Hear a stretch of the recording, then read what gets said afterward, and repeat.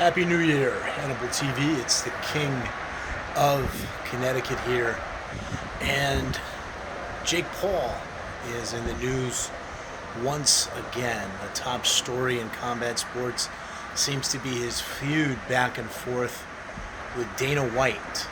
Now, I had dealings myself with Zuffa and Mike Murch, their legal guy, primarily during Dana White's tenure under the Fertitta's ownership when the company was owned by Zuffa. And a lot of people don't realize that some years back, I believe in 2016, they were bought out by Endeavor, and they're no longer owned by the Fertittas. Dana White is essentially kept on as a figurehead president for the UFC. Now, when I dealt with Mike Murch and with Zuffa, I found them to be very shady.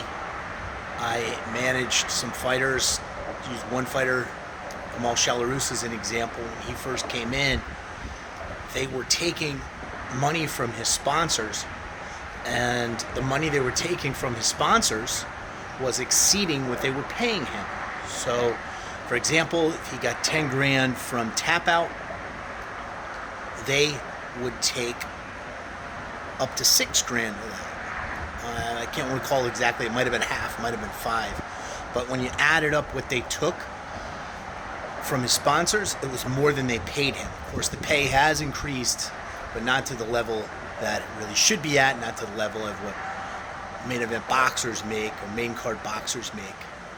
So Jake Paul is now advocating, it's kind of like a modern day Jimmy Hoffa with his post saying he'll come into the UFC if Dana White elevates the pay. Now, wouldn't this be interesting? And this is something that I predict and I'd like to see happen in 2022.